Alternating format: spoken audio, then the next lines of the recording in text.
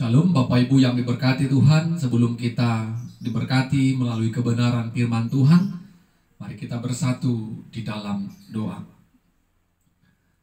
Terima kasih kami ucapkan kepadamu ya Tuhan, Tuhan yang mencipta kami, Tuhan yang memelihara dan melawat hidup kami.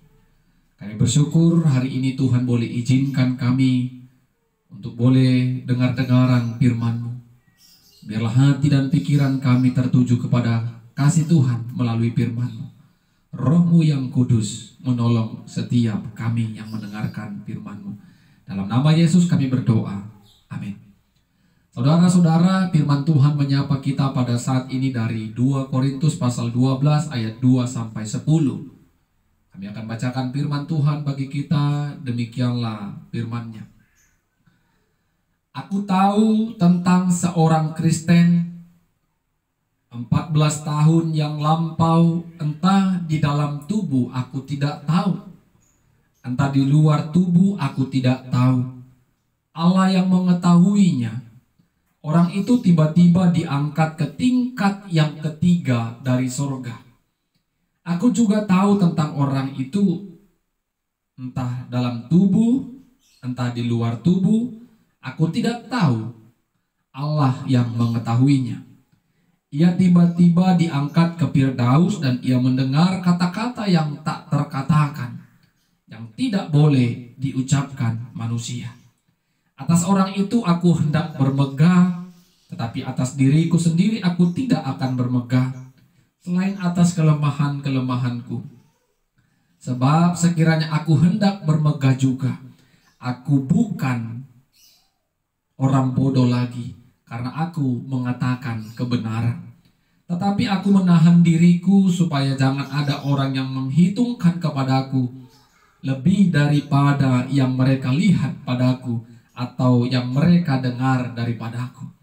Dan supaya aku jangan meninggikan diri karena pernyataan-pernyataan yang luar biasa itu, maka aku diberi suatu duri di dalam dagingku, yaitu seorang utusan iblis untuk mengocohkan aku, supaya aku jangan meninggikan diri.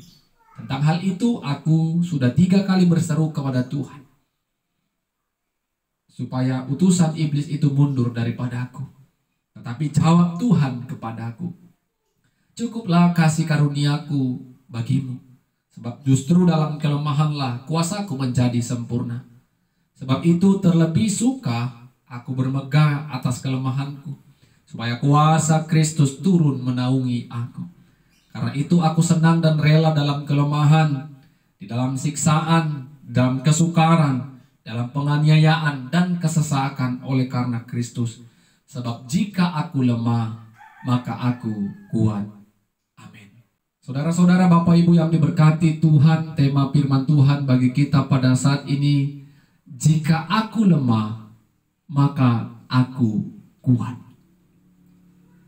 Bapak Ibu yang diberkati Tuhan, kalau kita memakai logika akal pikiran kita, bagaimana mungkin tema ini bisa menjadi sebuah keyakinan di dalam kehidupan kita? Orang yang lemah tentu pasti secara akal manusia tidak akan dapat bertahan. Dia akan hancur dan tertinggal. Tetapi kalau orang kuat, dia akan bertahan. Apalagi di tengah-tengah zaman modern ini Bapak Ibu, orang yang kuatlah yang bisa bertahan di dalam dunia ini. Tidaklah demikian bagi Rasul Paulus. Dia menyaksikan hidupnya kepada jemaat yang ada di kota Korintus. Dia bersaksi kalau Paulus memiliki kelemahan. Paulus memiliki pergumulan. Paulus memiliki kekurangan. di dalam dia mengerjakan apa yang menjadi tugas yang diberikan Tuhan kepada hidupnya. Dia bersaksi melalui surat 2 Korintus yang kita baca dan renungkan saat ini. Bagaimana dia menyaksikan kalau Kristus telah bersuara kepada Paulus ketika Paulus akan berjalan menuju Damsyik. Paulus merasakan, dia melihat dan mendengar, mendapatkan penglihatan bahwa Kristus bersuara dari sorga atas hidupnya, agar Paulus bisa menjadi saksi Kristus melalui berita Injil. Tetapi Paulus tidak mau saksikan itu, karena kalau Paulus saksikan itu, Paulus ceritakan itu seolah-olah dia memiliki kesombongan rohani karena Allah langsung bersuara kepada dia. Dia tidak memegahkan dirinya. Dia tidak menganggap kalau itu adalah hal yang sungguh luar biasa dan menjadi sebuah kesombongan dalam pelayanan Paulus. Paulus belajar untuk tidak memegahkan dirinya. Paulus belajar untuk tidak menyombongkan panggilan itu. Tetapi Paulus tetap mengikuti alur yang diberikan Kristus kepada hidupnya. Oleh karena itu, di dalam kehidupan Rasul Paulus, Paulus sendiri saksikan dalam suratnya, kalau dalam dirinya ada duri dalam daging. Bapak Ibu, Paulus saksikan di dalam dirinya ada duri dalam daging, utusan iblis yang akan mengocokkan hidup Paulus. Tetapi apakah Paulus mundur karena duri dalam daging itu ada dalam dirinya, ada dalam tubuhnya? Tidak. Itu yang mengajar dia, itu yang membentuk dia untuk tetap hidup di dalam kerendahan hati. Itu mengingatkan dia kalau dia tidaklah pribadi yang sempurna, yang bisa melakukan segala hal, yang tidak ada hambatan dalam tubuhnya. Banyak orang yang mengatakan duri dalam daging ini seperti sakit yang tidak bisa disembuhkan dalam hidup Paulus. Sehingga apa yang disaksikan Paulus? 3 kali aku berseru kepada Tuhan agar duri dalam daging ini diambil. Tetapi apa jawab Tuhan? Cukuplah kasih karuniaku kepadamu. Karena di dalam kelemahanmu lah kuasaku nyata. Kita tahu Paulus dan Allah memiliki hubungan yang dekat. Sehingga Paulus berani saksikan, sudah kudoakan agar duri dalam daging itu tidak ada dalam diriku. Tetapi apa kata Tuhan? Cukuplah kasih karuniaku kepadamu. Karena dalam kelemahanmu lah kuasaku semakin nyata. Ternyata dari kesaksian Paulus ini kita juga bisa belajar apa yang kita derita, apa yang kita alami, baik itu sakit, penyakit, dan penderitaan, bahkan kelemahan apapun itu mengingatkan kita kembali kalau di dalam kekurangan kita lah ternyata Tuhan akan pakai kita secara luar biasa. Amin. Ya. Belajar dari apa yang disaksikan Paulus. Apakah Tuhan bisa membuat kita tidak hidup dalam pergumulan? Tentu bisa. Tetapi kalau kita tidak hidup dalam pergumulan, kita akan menjadi orang yang tinggi hati, sombong, dan tidak mengingat Tuhan. Karena kita punya kelemahan, karena kita punya kekurangan, karena kita punya penderitaan dan sakit penyakit dalam kehidupan kita. Itu yang mengingatkan kita kalau kita tidak sempurna. Sehingga kita belajar untuk tetap hidup rendah hati. Sehingga Paulus katakan, ketika aku lemah, maka aku kuat. Suatu kesaksian iman yang sungguh luar biasa. Paulus saksikan dalam kelemahannya itulah dia menjadi kuat. Dalam penderitaannya itulah dia menjadi berani. Dalam kesukarannya lah, kesesakannya lah, dia terus dan terus memberitakan kerajaan Allah kepada semua orang, kepada setiap tempat di mana Tuhan tetapkan untuk dia layani. Dia tidak mundur dan tidak tawar hati. Bapak Ibu yang diberkati Tuhan, tentu melalui kesaksian atau apa yang disampaikan Paulus ini mengingatkan saya pribadi, mungkin mengingatkan Bapak Ibu yang mendengarkan firman ini. Ingatlah, jangan pernah minder, jangan pernah malu kalau kita punya kelemahan, kekurangan, baik itu sakit, baik itu kelemahan dalam hal-hal tertentu, pekerjaan hal-hal tertentu. Karena di balik kelemahan, penderitaan, kesusahan, bahkan kegagalan kita, di sana kita untuk belajar, untuk melihat betapa besarnya ada kekuatan Tuhan dalam kelemahan kita. Tentu kalau kita lihat dalam kehidupan bermasyarakat, ada orang yang lemah, ada orang yang kuat, tetapi lihatlah orang yang kuat itu pun ada titik kelemahannya. Baik itu dalam setiap orang-orang teman-teman kita sepekerjaan. Lihatlah, sehebat apapun mereka melakukan pekerjaan itu, pasti mereka di baliknya ada kelemahan. Baik itu dalam pelayanan gereja. Semua orang bukan super, bukan bisa tahu segalanya, tapi ada kelemahannya.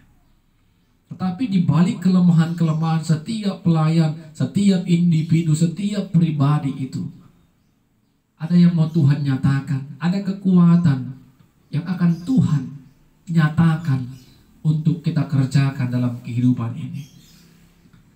Hei Bapak Ibu yang diberkati Tuhan, kalau memang Tuhan izinkan duri dalam daging, sakit penyakit, pergumulan ada dalam hidup kita sampai kita meninggalkan dunia ini, kalau itu kehendak Tuhan, kita harus belajar untuk mensyukuri. Apa jawaban doa Paulus? Cukuplah kasih karuniaku kepadamu.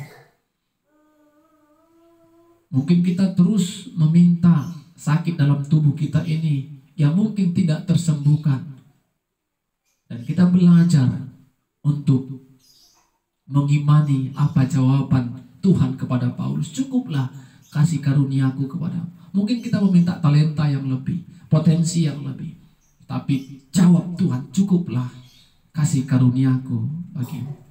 Karena dalam kelemahanmu lah kuasaku akan dinyatakan. Sehingga Bapak Ibu, kita lihat penderitaan, siksaan, aniaya, fitnaan, tuduhan yang disampaikan oleh, yang diderita oleh Rasul Paulus. Paulus tetap kuat, tegar.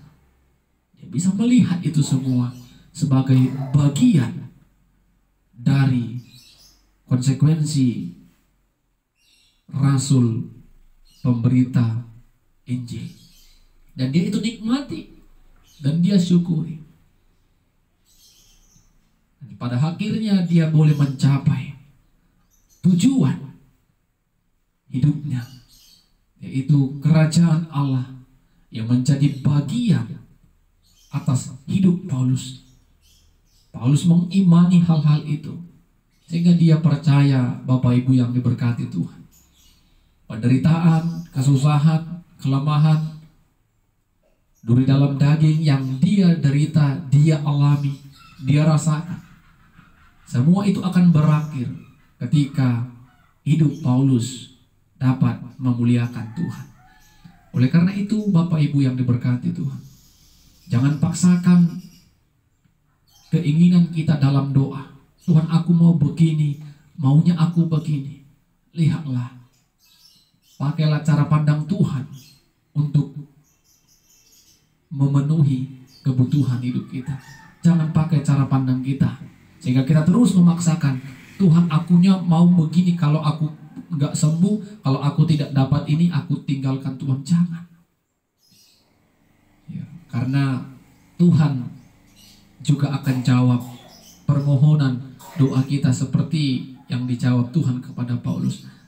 Cukuplah kasih karuniaku kepadamu. Jadi mari Bapak Ibu, yakinkan dirimu masing-masing, setiap pribadi kita yang mendengarkan Tuhan, firman Tuhan hari ini. Ketika aku lemah, maka aku kuat. Amin, kita berdoa. Terima kasih Tuhan, kalau Tuhan izinkan ada titik kelemahan dalam hidup kami, itu mengajarkan kami untuk tidak menjadi pribadi yang sombong. Ingatkan kami Tuhan untuk percaya di balik kelemahan kami, di balik kekurangan kami, kuasa Tuhan nyata, dan kuasa Tuhan akan tetap Tuhan berikan bagi kami untuk melakukan pekerjaan-pekerjaan yang dikehendaki Tuhan. Dalam nama Yesus kami berdoa dan bersyukur. Amin. Shalom Bapak Ibu, Tuhan Yesus memberkati kita semua. Shalom Bapak Ibu yang diberkati Tuhan. Sebelum kita merenungkan kebenaran firman Tuhan, kita bersatu dalam doa. Kami mengucap syukur kepadamu ya Tuhan, buat berkat dan pertolongan Tuhan sampai pada saat ini. Roh-Mu yang kudus memimpin kami untuk memperdengarkan dan mendengarkan sabda Tuhan. Ajari kami agar kebenaran firman Tuhan yang boleh kami dengar, kami boleh dimampukan untuk mengerti dan dimampukan untuk melakukannya. Roh Kudus Tuhan menolong setiap kami. Dalam nama Yesus kami berdoa dan bersyukur. Amin. Saudara-saudara, firman Tuhan yang menyapa kita pada saat ini dari Mazmur pasal 48 ayat pertama sampai 15. Kami akan bacakan firman Tuhan bagi kita. Demikianlah firman-Nya. Sion, kota Allah, nyanyian Mazmur Bani Korah. Besarlah Tuhan dan sangat terpuji di kota Allah kita. Gunungnya yang kudus, yang menjulang permai, adalah kegirangan bagi seluruh bumi. Gunung Sion itu jauh di sebelah utara, kota raja besar. Dalam puri-purinya Allah memperkenalkan dirinya sebagai benteng. Sebab lihat, raja-raja datang berkumpul, mereka bersama-sama berjalan maju. Demi mereka melihatnya, mereka tercengang-cengang, terkejut, lalu lari kebingungan. Kegentaran menimpa mereka di sana. Mereka kesakitan seperti perempuan yang hendak melahirkan. Dengan angin timur engkau memecahkan kapal-kapal Tarsis. Seperti yang telah kita dengar, demikianlah juga kita lihat di kota Tuhan semesta alam, di kota Allah kita. Allah menegakkannya untuk selama-lamanya. Kami mengingat, ya Allah, kasih setiamu di dalam bait-Mu seperti nama-Mu, ya Allah. Demikianlah kemasyuran-Mu sampai ke ujung bumi. Tangan kanan-Mu penuh dengan keadilan. Biarlah gunung Sion bersuka cita. Biarlah anak-anak perempuan Yehuda bersorak-sorak oleh karena penghukuman-Mu. Kelilingilah Sion dan edarilah dia. Hitunglah menaranya. Perhatikanlah temboknya. Jalanilah puri-purinya, supaya kamu dapat menceritakan kepada angkatan yang kemudian. Sesungguhnya inilah Allah. Allah kitalah dia seterusnya dan untuk selama-lamanya. Dialah yang memimpin kita. Amin. Saudara-saudara, Bapak Ibu yang diberkati Tuhan, tema kebenaran firman Tuhan bagi kita pada saat ini, Allah benteng bagi kita. Allah benteng bagi kita. Bapak Ibu yang diberkati Tuhan, tentu sebagai orang percaya, dikala kita hidup di dalam pergumulan, masalah, baik itu sakit penyakit, kesehatan, baik itu masalah keluarga atau keharmonisan rumah tangga, baik itu masalah ekonomi, baik itu masalah-masalah yang menyusahkan hati dan pikiran kita. Tentu kita tahu kepada siapa kita harus datang meminta perlindungan, meminta permohonan dan pertolongan. Tetapi ada saja orang-orang yang mengaku percaya kepada Kristus, tapi apa yang dilakukannya adalah hal yang tidak berkenan di hadapan Tuhan. Apa contohnya? Dia Kristen, tapi rumahnya dipagari dengan kekuatan dunia, dengan meletakkan jimat di tempat-tempat tertentu. Dia Kristen, tetapi dia memiliki penjaga badan agar terhindar dari segala mara bahaya. Apakah itu masih ada di sekitar kita, Bapak Ibu? Kekristenannya, pengakuannya sebagai orang percaya itu hanya terucap, tetapi dalam tindakan dan perilaku dia masih percaya kepada kekuatan dan masih memberikan hidupnya kepada kekuatan dunia untuk memelihara dan menjaganya. Bukan demikian dengan kita orang percaya. Kita harus mengaku dengan mulut, tetapi juga bertindak sesuai dengan pengakuan kita.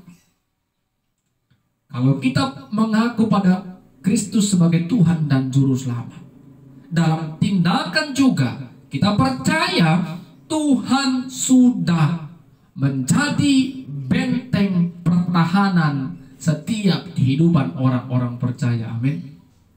Ya, Tuhanlah yang menjadi benteng pertahanan kita. Orang-orang percaya harus yakin hal itu. Karena tanpa pertahanan yang kuat, kita tidak akan mampu menjalani hari-hari di tengah-tengah dunia ini. Tetapi karena ada benteng yang teguh, benteng yang kuat, yaitu Allah sendiri di dalam kehidupan kita, sehingga kita boleh bertahan. Kita ditopang, kita dikuatkan, kita ditolong dan diberikan hikmatnya untuk bisa keluar dari pergumulan permasalahan kita. Kalau kita lihat arti dari benteng, saudara-saudara, adalah bangunan untuk terhindar dari musuh. Benteng itu adalah dinding yang bisa melindungi kita, menghindari kita dari serangan-serangan musuh. Benteng itu adalah tempat kita berlindung dan kita bisa bertahan akan gempuran-gempuran serangan musuh. Itu pengertian dari benteng. Sehingga kalau kita baca dengan seksama, dengarkan apa yang dikatakan oleh pemazmur mulai saksikan pada awal-awal nyanyiannya. Besarlah Tuhan. Kebesaran Tuhan dinyatakan, disaksikan oleh pemazmur. Terpujilah Tuhan, Allah yang terpuji, Allah yang memberkati, Allah yang memelihara dan melindungi setiap umat pilihannya. Dan dalam nyanyian pemazmur ini begitu jelas katakan bahwa Allah sendirilah yang mengatakan kalau Allah adalah benteng di kota Allah. Bapak Ibu yang diberkati Tuhan, ketika Allah menawarkan dirinya sebagai benteng di tengah-tengah kota Allah, yaitu umat Israel, yang kita ketahui Yerusalem sebagai kota Allah, karena di Yerusalem ada bait Allah yang melambangkan kehadiran Allah sebagai raja. Tentu karena Allah sebagai benteng di tengah-tengah kota Allah itu, Allah akan menjaga, memelihara, dan melawat setiap seisi kota itu. Dan tentu itu menjadi kesaksian atau ingat-ingatan bagi orang-orang yang merasakan penyertaan dan perlindungan Tuhan. Sehingga pemazmur katakan, kami mengingat kasih setiamu Tuhan. Karena Tuhan memang menjaga dengan sungguh, melindungi dengan sungguh setiap apapun yang terjadi di kota Allah. Bapak Ibu yang diberkati Tuhan, pemazmur juga ingatkan, kalau Allah itu adalah Allah hari ini, esok, dan untuk selama-lamanya. Allah itu juga adalah Allah benteng pertahanan kita hari ini, esok, dan sampai selama-lamanya. Dan itu bisa kita ceritakan sampai ke generasi kita berikutnya. Kita ceritakan kepada orang-orang yang bertemu dengan kita, orang-orang yang belum merasakan penyertaan dan perlindungan, bahkan pertolongan Tuhan. Kita boleh saksikan dan ceritakan. Itu yang dikatakan oleh pemazmur. Pemazmur berani saksikan kalau Tuhanlah yang menjadi benteng di kota Allah itu. Kalau pemazmur juga katakan itu Bapak Ibu, apakah kita ragu untuk mengatakan bahwa Allah menjadi benteng dalam rumahku, Allah menjadi benteng dalam rumah tanggaku, Allah menjadi benteng dalam pekerjaanku, Allah menjadi benteng untuk masa depan anak-anakku? Jangan lagi ragu. Percayalah, kalau Tuhan sudah kita tetapkan menjadi benteng dalam kehidupan kita, tidak akan ada lagi kekhawatiran, kecemasan, dan ketakutan. Tentu tinggal bagaimana kita bisa bertahan, kita bisa kuat menghadapi setiap duka-duka pergumulan yang terus menghampiri hidup kita. Dan jangan pernah lupa mengingat, ketika kita kuat, ceritakan kasih setia Tuhan, ceritakan pertolongan Tuhan, ceritakan kebaikan dan kemurahan Tuhan. Dan kita juga harus katakan, Allah itu adalah Allah yang menjadi pemimpin kita. Itu nyanyian penutup pada mazmur ini. Dialah pemimpin kita. Dia bukan menjadi benteng pertahanan saja, tetapi dia juga yang akan memimpin kehidupan kita. Memimpin, kita harus taat kepada orang yang memimpin. Tentu secara dunia, apalagi kepada Sang Pencipta, karena kita adalah yang diciptakan. Kita harus taat kepada Dia yang menciptakan dan sebagai pemimpin kita. Kita harus tunduk kepada jalan yang telah ditetapkan Tuhan. Jangan pernah lari dari jalan pemimpin kita. Bapak Ibu yang diberkati Tuhan, apa yang mau kita renungkan dari kebenaran firman Tuhan pada saat ini? Yang pertama, sebagai orang percaya, kita harus imani, kita harus mensyukuri kalau hidup kita sesungguhnya sudah dibentengi oleh Allah.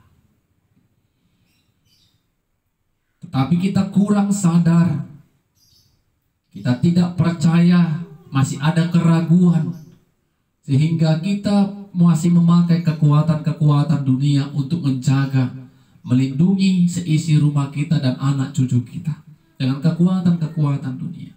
Keyakinan kita belum sempurna kepada Tuhan sebagai benteng kita. Kita harus imani Bapak Ibu, orang-orang percaya itu telah dikaruniai, dianugerahkan Tuhan, memiliki kekuatan, benteng yang teguh dan kuat, sehingga gempuran apapun, masalah apapun, badai apapun yang datang kepada kita, kalau kita kuat dalam Tuhan, kita bisa berjalan perlahan-perlahan, dan sampai pada akhirnya kita bisa keluar dari pergumulan kita itu. Yang kedua Bapak Ibu, ketika kita sudah dibentengi oleh Tuhan, mari ingatlah kalau semua itu karena kasih Tuhan, bukan karena kekuatan kita. Belajarlah untuk merenungkan, belajarlah untuk mengingat bagaimana kasih Tuhan sepanjang hidup kita, sepanjang perjalanan hidup kita. Kita boleh sampai ke detik ini, pencapaian detik ini, bukan karena hebatku, bukan karena hebat Bapak Ibu, tetapi karena ada tangan kasih Tuhan yang menopang kita, menolong dan memimpin kita, sehingga kita tidak lupa untuk mengucap syukur. Dan yang ketiga Bapak Ibu, jadikanlah Allah sebagai pemimpin hidup kita sampai selama-lamanya. Seperti yang dikatakan pemazmur, Tuhan adalah gembalaku. Tuhanlah yang menjadi gembala, Tuhanlah yang menjadi pemimpin atas hidup kita, sehingga Dia akan membawa kita ke tempat-tempat yang baik, ke tempat-tempat yang nyaman, ke tempat-tempat di mana kita merasakan kesukaan yang daripada Tuhan. Amin, kita berdoa. Biarlah kasih-Mu yang menolong kami untuk melakukan kebenaran Tuhan. Roh Kudus Tuhan bekerja, berkarya bagi hamba-Mu dan kepada setiap kami yang mendengarkan firman-Mu untuk melakukannya. Dalam nama Yesus kami berdoa. Amin. Shalom. Bapak Ibu, Tuhan Yesus memberkati kita semua.